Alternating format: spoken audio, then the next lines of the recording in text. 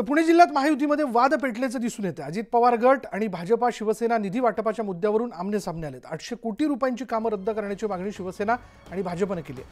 अजित पवार यांनी जिल्हा नियोजन समितीच्या निधी वाटपात भाजप आणि शिवसेनेची 10% निधीवर बोळवण केल्याचा आरोप या दोन्ही पक्षाच्या जिल्ह्यातील कार्यकर्त्यांनी केला। या निधी वाटपावरून हे कार्यकर्ते सध्या चांगलेच आक्रमक झाले आणि या कार्यकर्त्यांनी विभागीय आयुक्त आणि जिल्हाधिकाऱ्यांना भेटून निवेदन सादर केलं।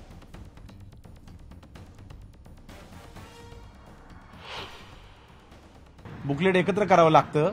जसं त्या ठिकाणी 19 मे 2023च्या बैठकीसाठी एकत्र बुकलेट दिलं होतं, तसं आता जी राहिलेली विभाग आहेत त्याची कामं जर मंजूर करायची असतील तर ती जिल्हा नियोजन समितीच्या बैठकीत मांडावी लागतील।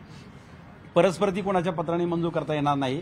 परस्पर पत्र देऊन करता येतात, परंतु त्यासाठी आपत्ती असेल, काही साथीचे आजार असतील किंवा काही संकट असेल तर त्या काळामध्ये बैठक न घेता कामं मंजूर करता येतात आणि नंतर त्याला कार्योत्तर मंजूर घेतली जाते। आता तशी कुठलीही परिस्थिती नाही।